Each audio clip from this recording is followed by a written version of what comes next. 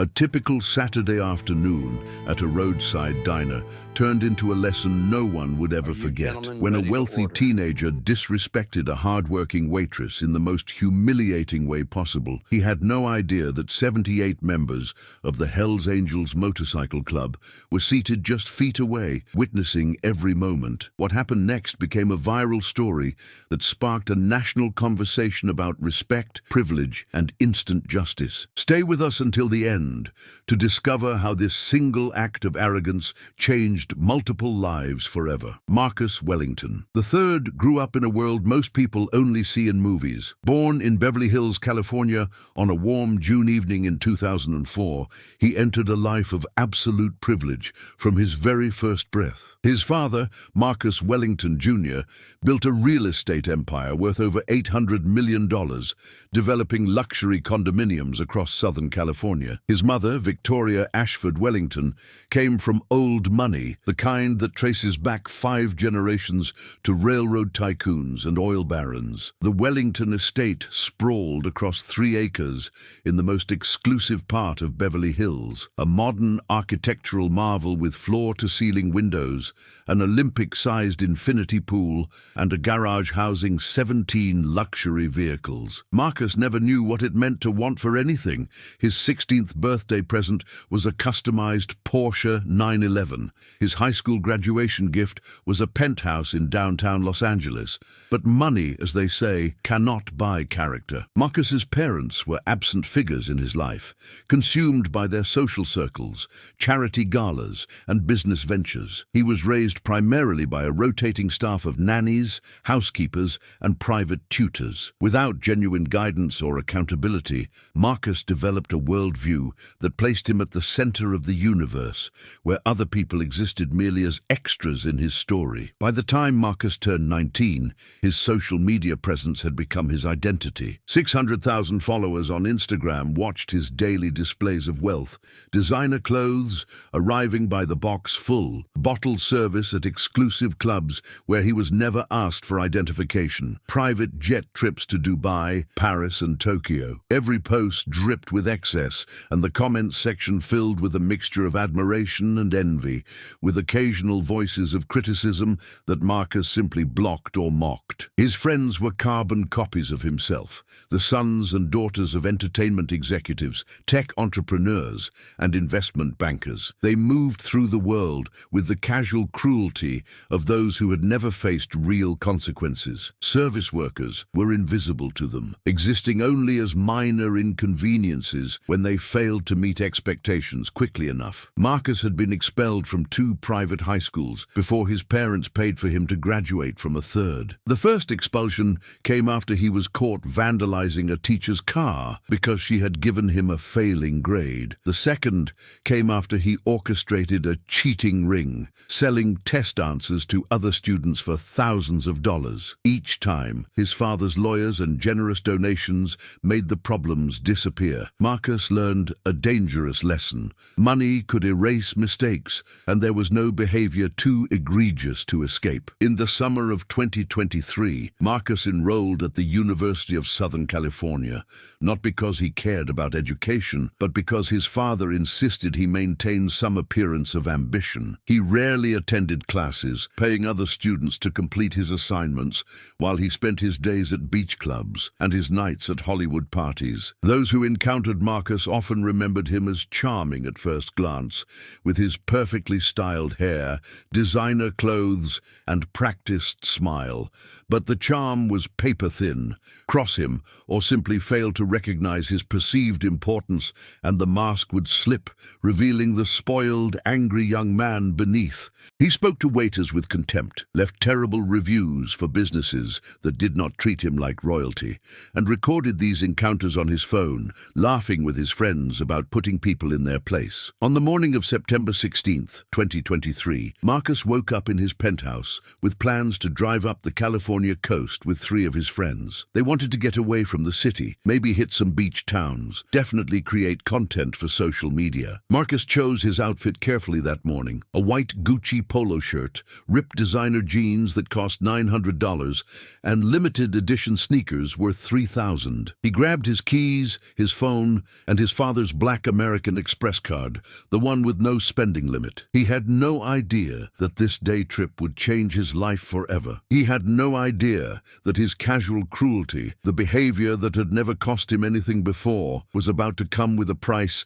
he could not pay his way out of. And he certainly had no idea that his actions would be witnessed by 78 men whose code of honor was about to collide with his world of privilege in the most unforgettable way possible. Sarah Mitchell's alarm clock went off at 4:30 in the morning, the same as it had every day for the past 6 years. She reached over in the darkness of her small bedroom, silencing the harsh beeping before it could wake her 2 children sleeping in the next room. For just a moment, she lay still, gathering the energy to face another long day. Her apartment in Riverside, California, was a modest 2-bedroom unit in a building that had seen better decades. The air conditioning worked intermittently. The carpet was worn thin in the high-traffic areas, but it was clean, it was safe, and it was hers. Well, technically it belonged to a landlord who raised the rent every year, but Sarah had made it a home for her daughter Emma, age 14, and her son Tyler, age 11. Sarah was 42 years old, though the stress of her life had etched lines around her eyes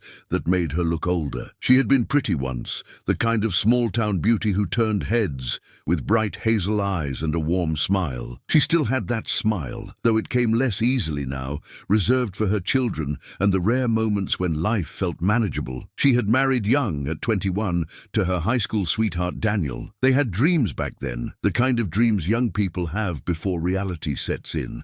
They would buy a house with a yard, they would take family vacations, they would build something stable and lasting. But Daniel's construction job barely covered the bills, and when Emma was born, money became a constant source of tension. The arguments started small, about budgets and priorities, but they grew into something uglier. Daniel began drinking more. He stopped coming home some nights. Sarah found evidence of affairs, apologies that rang hollow, promises that were broken before they were fully spoken. By the time Tyler was 3 years old, Sarah knew the marriage was over. The divorce was finalized in 2015, and Daniel moved to Arizona with a woman he had met at a bar. He sent child support for the first 6 months. Then the payments became sporadic. Then they stopped entirely. Sarah had been working as a receptionist at a dental office when the marriage ended, but the salary was not enough to support 3 people alone. She took a second job as a waitress at Murphy's Roadside Diner, a classic American establishment that had been serving travelers along Highway 60 since 1962. The diner became her primary income source. The tips were decent, especially from the truckers and bikers who passed through regularly. Murphy's Diner was the kind of place that existed in a time warp. Red vinyl booths with chrome trim, a long counter with swivel stools, a jukebox in the corner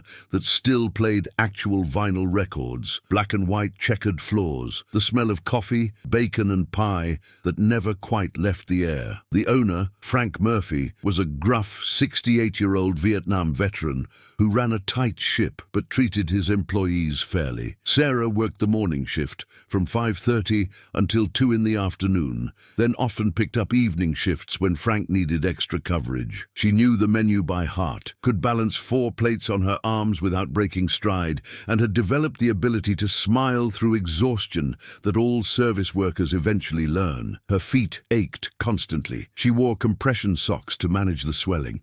She kept a bottle of ibuprofen in her purse and took it more often than she probably should, but she never complained. Not to her children, who she shielded from the full weight of their financial struggles. Not to her co-workers, who had their own problems. Not even to herself, really, because complaining felt like admitting defeat, and Sarah Mitchell was not ready to admit defeat. Emma was an honor student with dreams of becoming a veterinarian. Tyler played Little League baseball and wanted to be a marine biologist.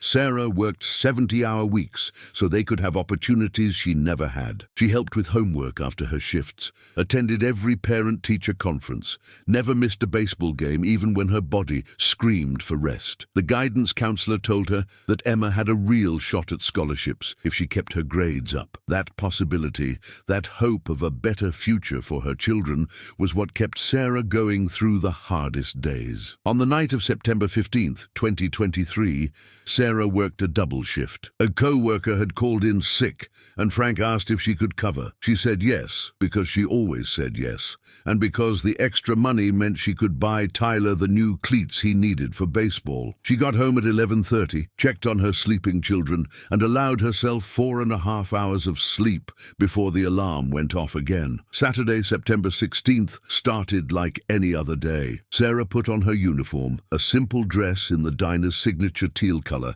with a white apron. She tied her hair back, applied minimal makeup, and drove her 15-year-old Honda Civic to Murphy's Diner. The morning rush went smoothly. The regulars came in, the truckers stopping for breakfast before hitting the road again. Sarah poured coffee, took orders, delivered plates of eggs and pancakes, cleared tables, and smiled through it all. Around 11 in the morning, the diner started filling up with an unusual crowd. Motorcycles began pulling into the parking lot, dozens of them, their engines creating a thunderous chorus. Sarah recognized the leather vests, the patches, the unmistakable presence of the Hells Angels Motorcycle Club.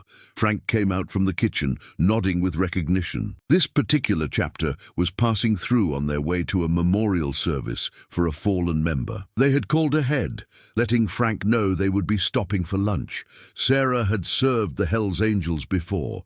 Despite their intimidating appearance, they were always respectful, tipped generously, and never caused trouble at Murphy's. She greeted them with the same warmth she showed all customers, taking orders for burgers, fries, and coffee as the diner filled with the rumble of deep voices and the clink of silverware. By noon, 78 members of the Hells Angels filled nearly every booth and table in Murphy's Diner. The atmosphere was surprisingly jovial, men sharing stories about their fallen brother, remembering the good times, processing grief in the way that such communities do. Sarah moved between the tables efficiently, keeping drinks filled and checking that everyone had what they needed. She had no way of knowing that in less than 30 minutes her life was about to change in ways she could never have imagined. She had no way of knowing that these 78 men, these strangers who society often feared, would become the most unexpected witnesses to an act of cruelty that would finally make the invisible visible. She had no way of knowing that her dignity, tested and strained by years of struggle, was about to be defended by the most unlikely protectors. Sarah Mitchell was simply doing her job, serving others with the grace and strength she brought to everything in her life. And that was exactly what made what happened next so unforgivable and so unforgettable. Marcus Wellington's black Range Rover pulled into the parking lot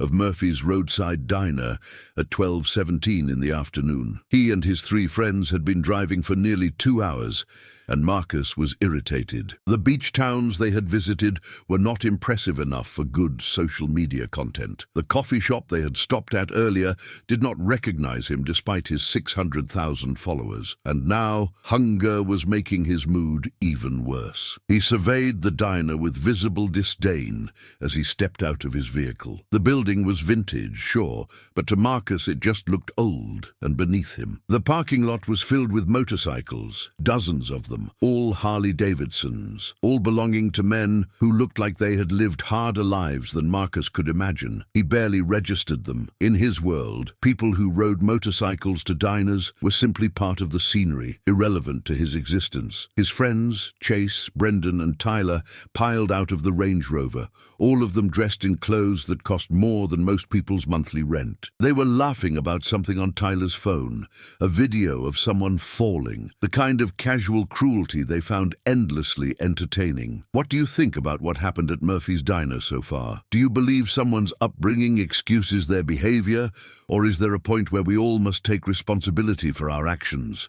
Drop your thoughts in the comments below. The 4 young men walked into Murphy's Diner, and the atmosphere shifted immediately. The conversations among the Hells Angels members grew quieter, 78 pairs of eyes noting the arrival of these clearly out-of-place kids. Frank Frank Murphy glanced up from behind the counter, his expression neutral but watchful. Sarah Mitchell, carrying a tray of burgers to a table of bikers, smiled politely at the new arrivals. "Please wait to be seated," she said, her voice friendly despite her exhaustion. Marcus did not respond. He walked past her without acknowledgement, his friends following, and chose a booth near the window. They slid into the red vinyl seats, and Marcus immediately pulled out his phone, barely looking at his surroundings. Sarah finished delivering the burgers, then approached their table with menus and a patient smile. "Welcome to Murphy's," she said. "Can I start you gentlemen off with some drinks?" Marcus looked up at her for the first time, his eyes scanning her name tag,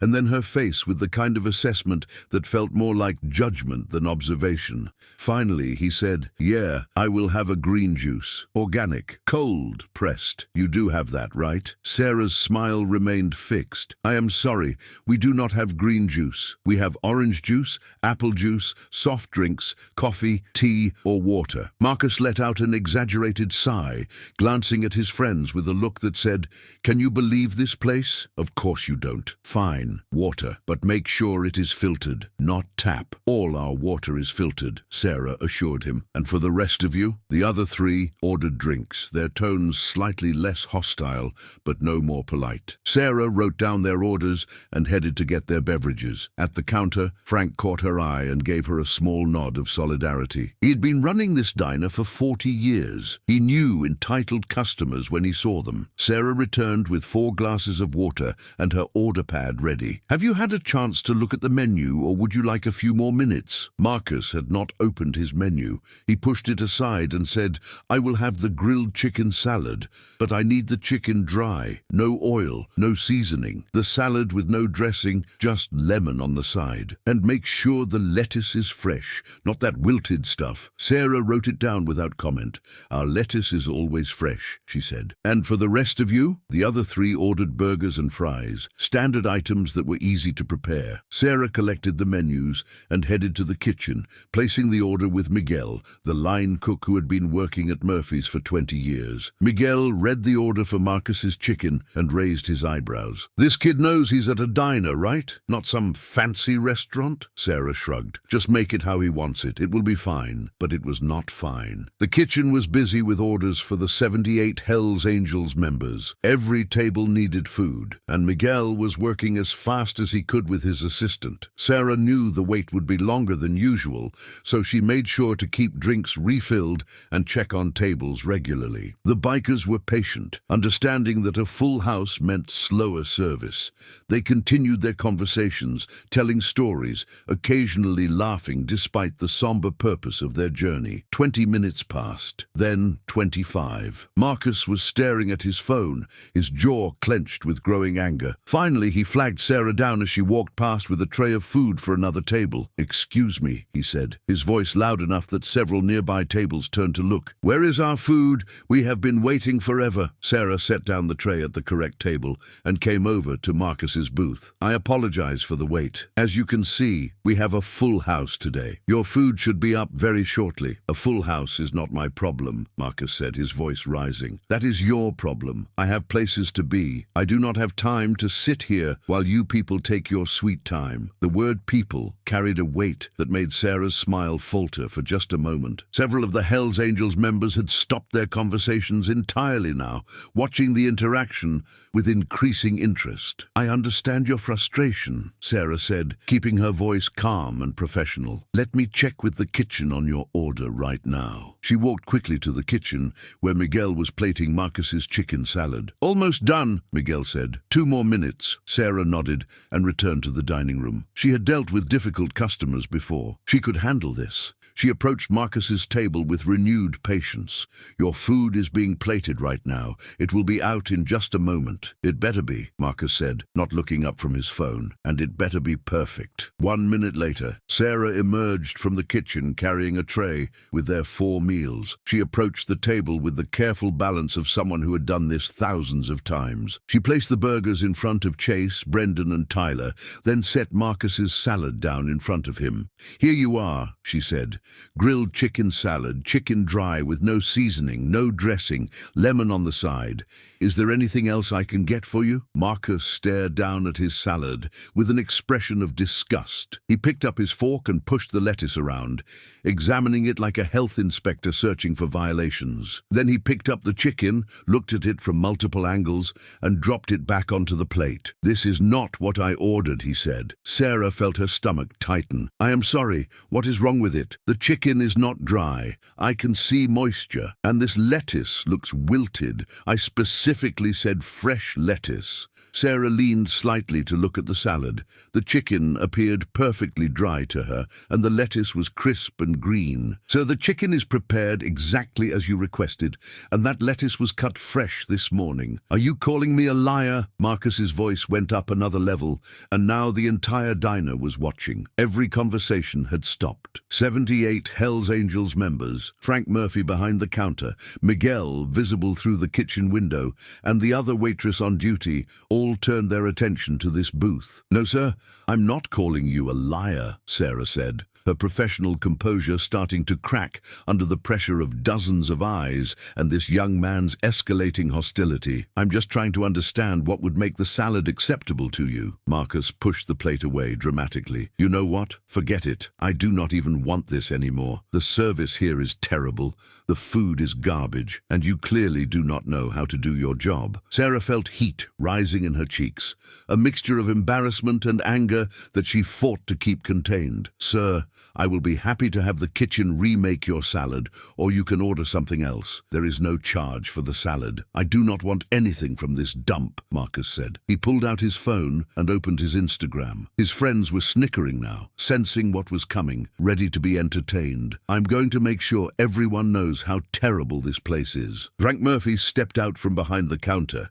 his military posture straight despite his age. "Son, I think maybe you should just pay for your friends' meals and move along. We do not need your business." Marcus looked at Frank with pure contempt. "Do you know who I am? Do you know who my father is? I could buy this pathetic diner with my allowance. Then you should have no problem paying your bill and leaving," Frank said calmly. But Marcus was not done. He had an audience now. His phone was recording, and the adrenaline of confrontation was surging through him. He looked back at Sarah, who stood frozen at the end of the table, her order pad clutched in her hand like a shield. "You are a terrible waitress," Marcus said to her, his voice dripping with venom. "You are probably terrible at everything. This is probably the best job you will ever have, serving burgers to bikers in this dump. How pathetic is your life?" Sarah felt tears prick at her eyes, but she refused to let them fall. She had endured so much in her 42 years. She had survived poverty, divorce, single parenthood, and years of exhaustion. She had maintained her dignity through all of it. But something about this moment, about this spoiled child mocking her life, her work, her worth, hit a nerve that was already raw from years of struggle. "Sir, please just pay your bill and leave," she said quietly. And that was when Marcus stood up, looked directly at Sarah, and spat in her face. The glob of saliva hit her cheek and began to slide down toward her jaw. Time seemed to stop. Sarah stood completely still, her body rigid with shock. Marcus held his phone up, recording her reaction, laughing. His friends were laughing too, their phones out, capturing the moment from multiple angles. "That is what I think of you and this place," Marcus said, still laughing. For 3, maybe 4 seconds, nobody moved. Sarah remained frozen, the spit still on her face, her expression one of complete disbelief. Frank Murphy stood behind the counter, his hands clenched into fists. Miguel had come out of the kitchen, a spatula still in his hand, and 78 members of the Hells Angels Motorcycle Club sat in their booths and at their tables, processing what they had just witnessed. Then, as one, they stood up. The sound of 78 men rising from their seats simultaneously was like thunder. Chairs scraped against the checkered floor. Boots hit the ground with purpose. Leather creaked. The temperature in the diner seemed to drop 10 degrees as these men, many of them veterans, all of them bound by a code of honor that valued respect above almost everything else, moved toward Marcus Wellington's booth. Marcus's laughter died in his throat. His phone nearly slipped from his hand. Chase, Brendan and Tyler scrambled out of the booth, backing away, their faces suddenly pale. Marcus looked around, finally understanding that he had miscalculated badly. The Hells Angels did not rush him. They did not yell. They simply formed a wall of leather and steel around the booth, blocking every exit, their faces impassive, but their intention crystal clear. The president of the chapter, a man named Robert who went by the road name Hammer, stepped forward. He was 56 years old, with a grey beard, arms covered in tattoos, and eyes that had seen things Marcus could not imagine. Sarah Mitchell, who had been standing frozen with spit still on her face, finally moved. She reached up with her apron and wiped her cheek, her hand shaking. Tears began to fall then, not from physical pain, but from the absolute humiliation of what had just happened to her in front of all these people. Hammer looked at Sarah first, his expression softening. "Ma'am, are you okay?" Sarah could not speak. She nodded, but the tears kept coming. Hammer turned his attention to Marcus, and his expression hardened again. "You think that was funny? You think disrespecting this woman who has done nothing but try to serve you is entertaining?" Marcus tried to summon his earlier bravado. "I do not have to explain myself to you. This does not concern you." Another biker, a man named Luis, spoke up. "We just watched you spit on a woman. That concerns all of us." "You know what?" Marcus said, his voice shaking slightly despite his attempt at confidence. "I am leaving.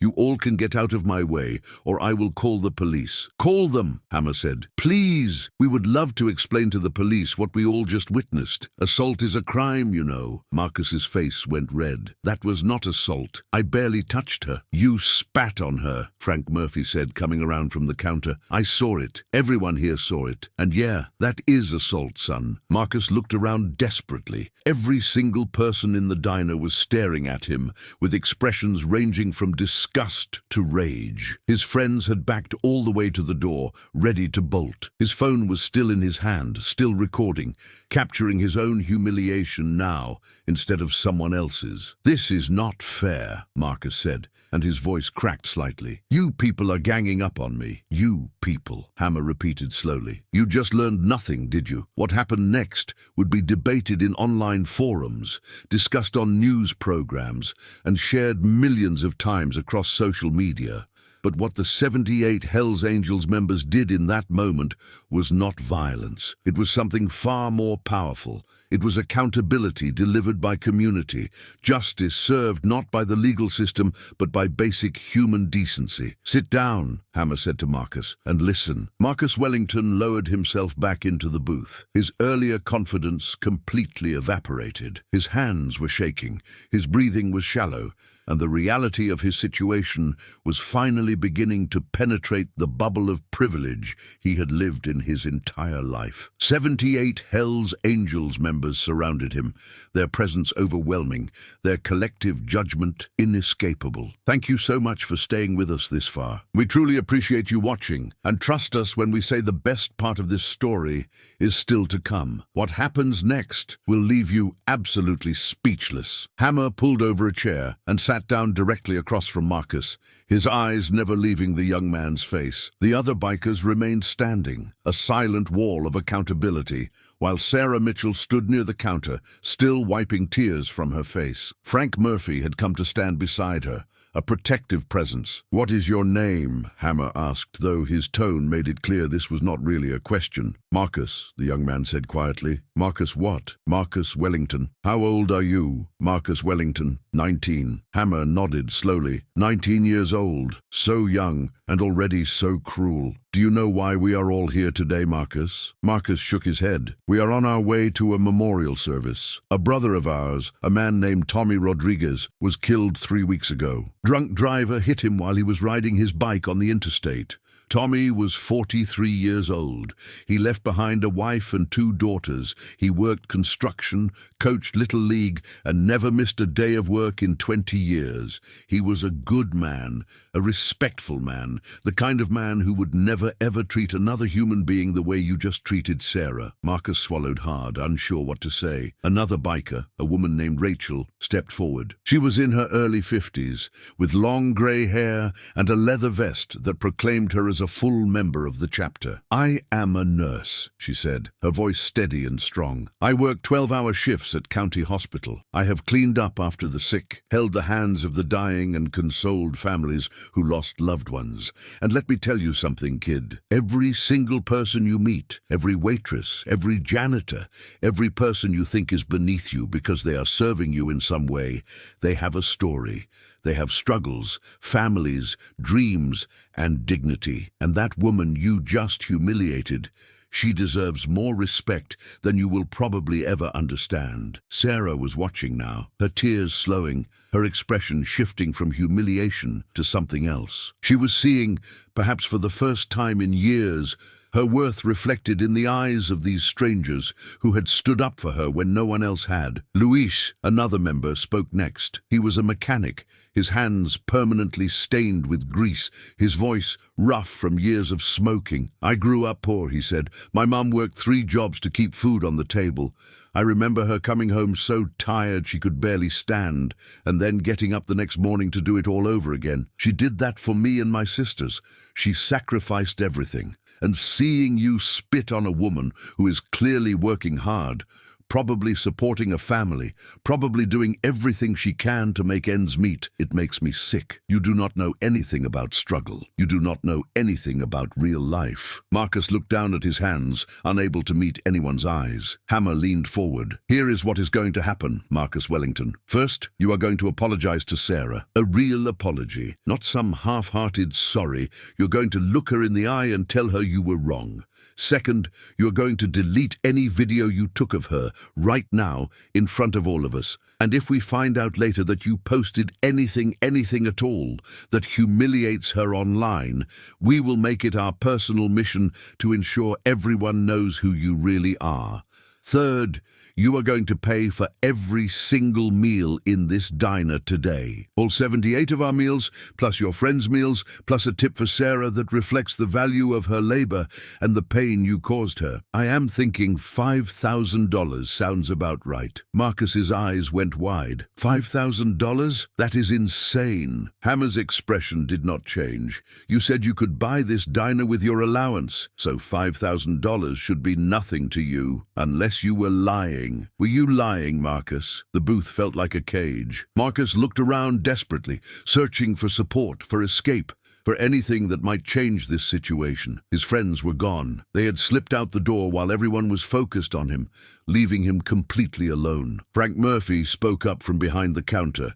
"Pay the woman, apologize, and get out of my diner, or I call the police and press charges for assault. Your choice." Marcus reached into his pocket with trembling hands and pulled out his wallet. Inside was his father's black American Express card, the one with no limit. He looked at it for a long moment. This little piece of plastic that had always solved every problem, bought every desire, erased every consequence. He handed it to Hammer. "You will give it to Sarah yourself," Hammer said, handing the card back, "and you will say, please." Marcus stood up slowly, his legs unsteady. He walked the few steps to where Sarah stood near the counter. She looked at him with eyes that had cried out their tears, and now showed only exhaustion and weariness. "Please," Marcus said, his voice barely above a whisper, "please take this and charge whatever they said, $5,000. Sarah took the card, her fingers barely touching it, as if even this indirect contact with him was more than she wanted. She walked to the register, her movements automatic, and processed the payment. The receipt printer whirred. She brought the receipt back to Marcus for his signature. Marcus signed it, his handwriting shaky. Then he just stood there, the receipt in his hand, not knowing what to do next. The apology, Hammer reminded him. Marcus looked at Sarah, really looked at her for the first time. He saw the lines around her eyes, the exhaustion in her posture, the uniform that was clean but worn. He saw her as a person, a full human being with a life and feelings and worth, perhaps for the first time since he had walked into the diner. "I am sorry," he said, and his voice cracked. "I am sorry for what I did. It was cruel. It was wrong. You did not deserve that. Nobody deserves that. I am sorry." Sarah looked at him for a long moment, and when she spoke, her voice was quiet but steady. "You have no idea what my life is like. You do not know that I work 70 hours a week to support my 2 children.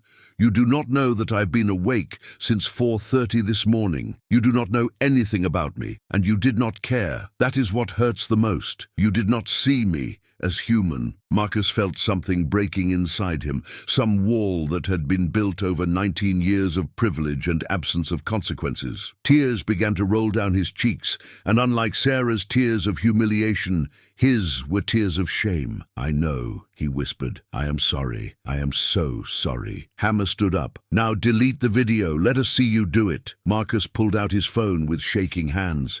He opened Instagram, went to his story, and deleted the video he had started to upload. Then he went to his camera roll and deleted the original file. He showed the phone to Hammer, proving it was gone. "Your friends took videos too," Rachel pointed out. Marcus nodded miserably. "I will text them right now. Tell them to delete everything." "You will call them," Hammer corrected. "Right now, on speaker." Marcus made the calls, one by one. Chase, Brendan, and Tyler, who had fled to the Range Rover in the parking lot, all answered nervously. Marcus, with 78 bikers listening to every word, demanded they delete every video and photo from the diner. There was arguing, confusion, but eventually each friend confirmed the deletions were complete. "Good," Hammer said. "Now, here is what else is going to happen. Frank, you have security cameras in here, right?" Frank nodded. "Digital system, records everything. We want a copy of that footage," Hammer said. "Not to put online, not to shame this kid publicly, but to keep, just in case he forgets this lesson and decides to come after Sarah or this diner later. Insurance." Frank agreed immediately. Marcus could only nod weakly. Luis spoke up again. "One more thing. Marcus, you are going to work for your apology. You are going to spend the next 4 hours right here in this diner, bussing tables, washing dishes, doing whatever Frank and Sarah need. You're going to understand what it feels like to serve others, and you're going to do it with a smile." Marcus looked around the room. Every face was serious. This was not a suggestion. This was the price of what he had done. He said quietly, "I will do it." Frank Murphy raised an eyebrow, surprised but not opposed. He looked at Sarah. "What do you think?" Sarah was quiet for a moment, considering. Then she said, "If he is willing to actually work and not just stand around on his phone, then yes, we could use the help." And so Marcus Wellington III, heir to an $800 million fortune, put on a borrowed apron and began cleaning tables in Murphy's roadside diner. The Hells Angels members returned to their booths and resumed their lunch, though many kept watchful eyes on the young man who was now clearing their plates and refilling their coffee cups. The transformation was not instant. Marcus moved awkwardly at first, unsure how to balance plates, confused by the rhythm of restaurant work. He dropped a fork. He nearly spilled a coffee pot. Sarah watched him struggle. And despite everything, despite the humiliation he had caused her, she found herself giving him instructions. "Stack the plates this way. Hold the coffee pot like this. Always ask before clearing a table." The bikers were not gentle with him. They made requests frequently. More water, extra napkins, another side of fries. And Marcus said yes, sir, and yes, ma'am, and hurried to fulfill each request. His designer clothes became stained with grease and water. His perfectly styled hair fell into his eyes as he leaned over tables. His $3,000 sneakers squeaked on the diner's checkered floor. In the kitchen, Miguel put him to work washing dishes. The industrial sink was filled with hot, soapy water.